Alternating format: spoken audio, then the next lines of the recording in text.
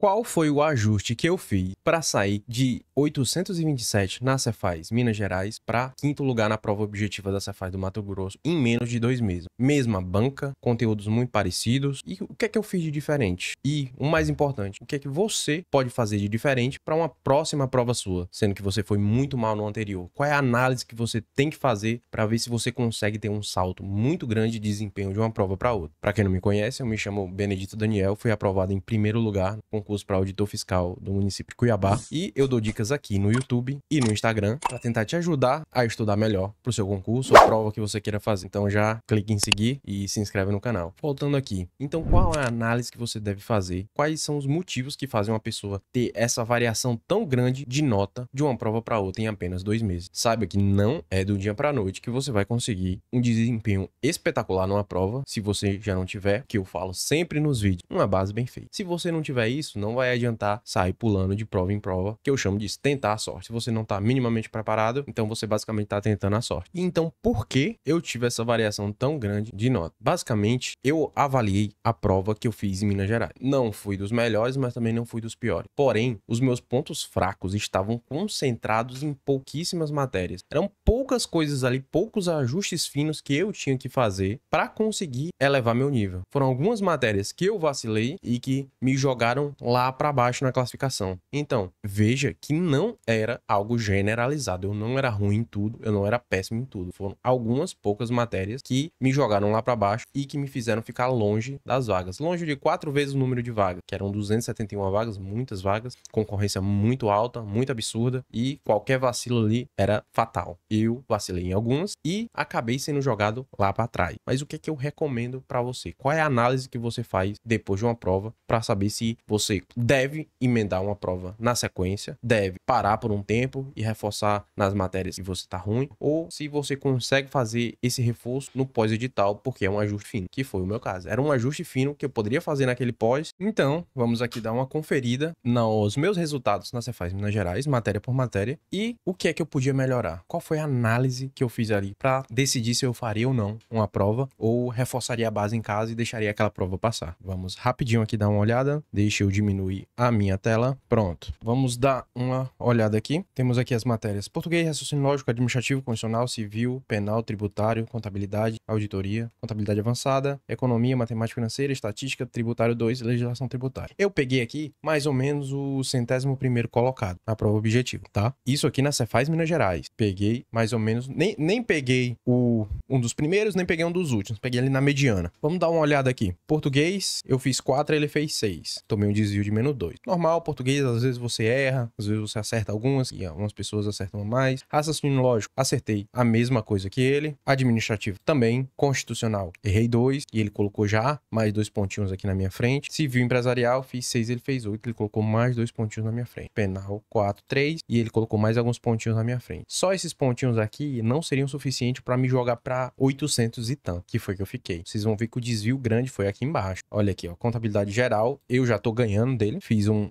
ponto a mais. Auditoria, eu fiz 18, ele 14, ou seja, meti 4 pontos à frente dele. E na hora que fazer a diferença aqui, ó, aqui eu tomei 7 pontos de desvio negativo, né? E coloquei 5 na frente. Então tomei um desvio de 2 pontos, basicamente. Se fosse só essas matérias, eu não teria ficado em 827, comparado com o 101º. Não teria ficado. Por quê? Porque não é suficiente 2 pontos para te jogar, basicamente, 730 posições para trás. Não é suficiente. Mas agora vocês vão ver onde foi o gargalo. Contabilidade avançada e de custo. Ele fez 18 e eu 14. Tomei 4 pontos de desvio aqui. 4 pontos. Isso aqui é muita coisa. Em uma matéria só, 4 pontos de diferença é muita coisa. Aí piora. Direito tributário 2. Ele fez 24 e eu 18. Tomei 6 de desvio. Legislação tributária ele fechou e eu tirei 16. 4 de desvio. Só aqui, nessas 3 matérias, eu tomei 14 pontos de desvio negativo. Aí eu pensei, pô, nas outras eu fui muito parelho com ele. Tomei poucos desvios em algumas matérias e tomei, assim, um desvio maior em pouquíssimas matérias. Então foi essa a análise que eu fiz. Vi que, basicamente, onde eu tinha perdido foram em pouquíssimas matérias. E matérias que dá pra você aprender, dá pra você melhorar. Legislação, você decora a legislação. Então, vou ter que ter estratégias melhor pra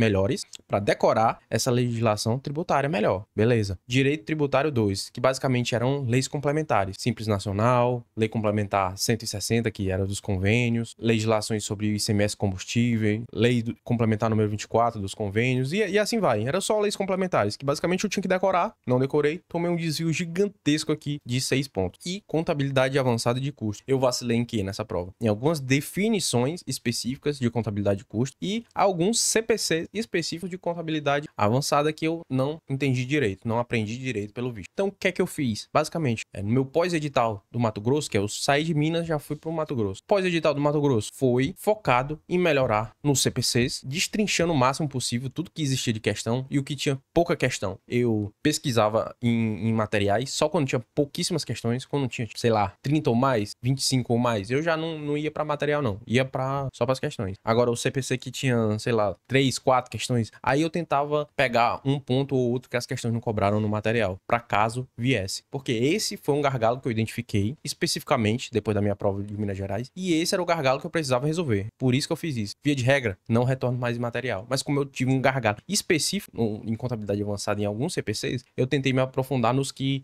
cairiam no Mato Grosso e os que não, assim, tinha muitas questões da FGV sobre ele. E basicamente, legislação tributária e essas leis complementares foi decorado. Tudo que tinha de questão eu fiz.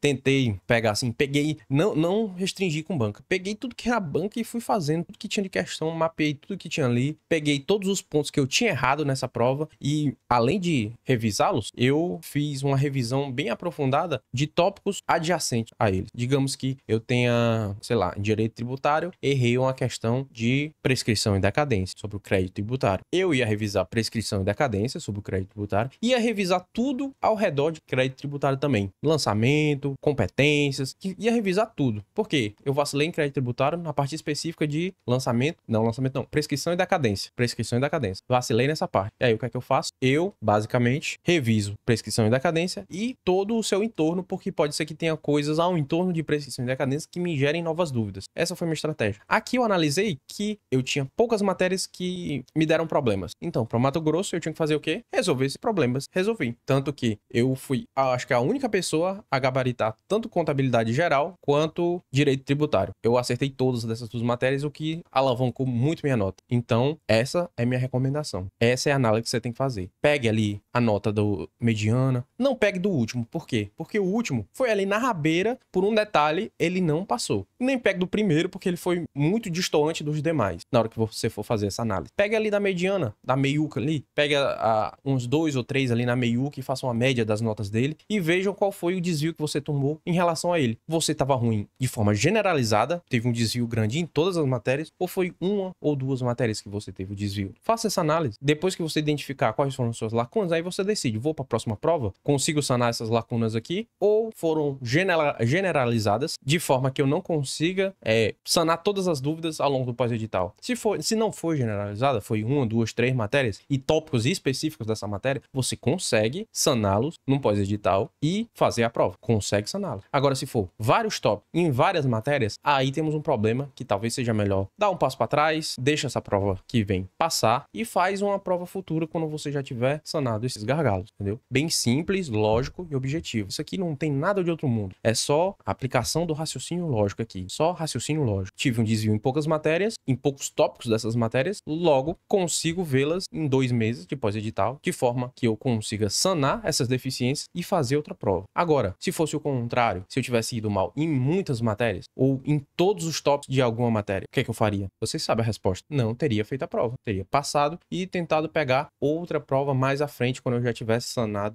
os meus gargalos. Então, essa é uma análise que pouca gente faz, mas que é muito importante. Você se comparar com outras pessoas que fizeram essa prova e passaram. Nem sendo o primeiro, nem sendo o último. Ali na meiuca, pega ali na meiuca e você saber onde foram seus pontos fracos comparados àquela pessoa. Dá pra melhorar? Foi só decoreba? A maior parte foi decoreba? Como foi aqui, legislação tributária e direito tributário 2 pra mim? Se a maior parte foi decoreba, você consegue decorar melhor, uma estratégia de decorar melhor, próxima prova. Beleza, tranquilo. Agora, se foi generalizado, aí você deixa passar. Essa é uma análise aqui que você precisa fazer. Não saia fazendo concurso só com base no achismo. Eu acho que dá pra eu passar. Não faça com base na lógica, tá? Você teve um resultado ruim? Não é o fim do mundo, não. Analise. Foi generalizado? Vamos ficar de boa aqui. Não foi concentrado em algumas poucas matérias? essa. Então vamos melhorar elas para numa próxima vez eu garantir que eu não vá mal nela de novo, entendeu? Porque um dos maiores erros que eu vejo as pessoas cometendo é sair emendando prova atrás de prova sem parar para fazer uma análise mais aprofundada do que você tá errando, do que você tá tendo dificuldade, se dá para consertar em uma prova para outra. Porque acaba aqui, o que é que eu mais vejo? A pessoa tem um desvio muito grande em várias matérias para quem passou. Aí vai para uma próxima prova, não consegue saná-las e tem novamente os mesmos desvios, porque ele não trabalhou de forma específica neles. Aí sai emendando prova atrás de prova, carregando essas lacunas de uma prova para outra, o que acaba deixando inviável da pessoa conseguir melhorar. Porque você tem um pós-edital, 2, 3 meses, 4 meses, grande parte dele você vai estar dedicado às decorebas de legislação específica que valem muito. E se você está muito engajado na legislação específica, porque vale muito, pouco tempo para as outras matérias para sanar as lacunas que apareceram. No pós-edital do Mato Grosso, eu tive pouco tempo para as outras matérias, mas vocês podem ver aqui que as outras matérias eu não foi tão ruim, eu não ia esquecer tudo daqui. Eu deixei uma carga horária mínima para elas. E onde eu tive o desvio grande aqui, aí sim, aqui eu taquei carga horária nelas. Tanto que eu consegui muito bem nessa prova, fiquei em quinto lugar na objetiva, fui eliminado na discursiva, como 75% dos candidatos tiveram a sua corrigida, mas aí faz parte, um azar, de uma questão muito difícil, quase todo mundo não sabia responder, mas na prova objetiva, que é o que você realmente pode controlar, eu fui bem, sanei minhas dúvidas, e a partir daí eu nunca mais não fui para uma prova para brigar, eu sempre fui usando essa estratégia de ir incrementando o conhecimento, sempre briguei em todas as provas que eu fiz depois do Mato Grosso, porque eu ia analisando o que é que eu fui mal na prova anterior e ia tentando melhorar, às vezes funcionava melhor, às vezes não, mas vocês entendem que é um jeito muito mais racional e interessante de avaliar se faz ou não a prova, do que simplesmente ir no achismo de,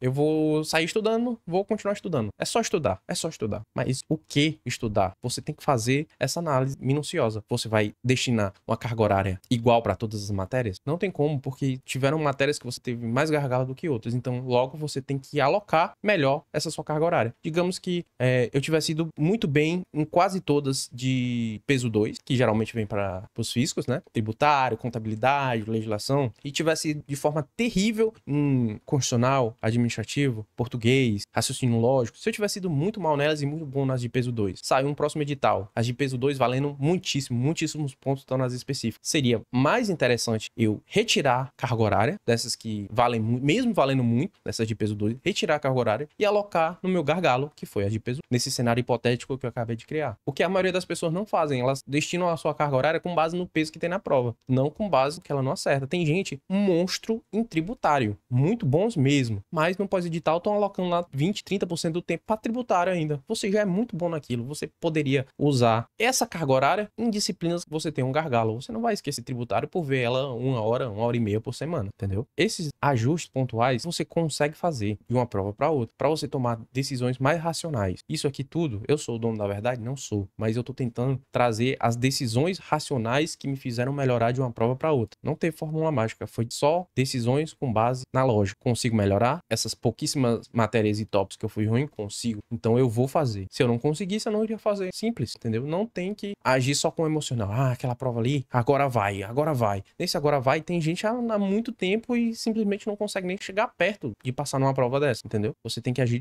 da forma mais racional possível para aumentar a sua probabilidade de sucesso. É tudo jogo de probabilidade. Você agindo de forma racional, desse jeito, fazendo uma análise criteriosa e crítica de verdade com você mesmo, não se engane, não tente se enganar, você aumenta a sua probabilidade de sucesso. Quer dizer que vai ser sucesso garantido? Não, mas você aumenta um pouco a sua probabilidade de sucesso. Então, basicamente, essa análise que eu quis fazer com vocês e espero que tenham gostado e espero que tenha ajudado vocês a tomar decisões melhores, racionalizar um pouco mais. Então, se inscreva, dá aquele gostei e acompanhe aí para mais.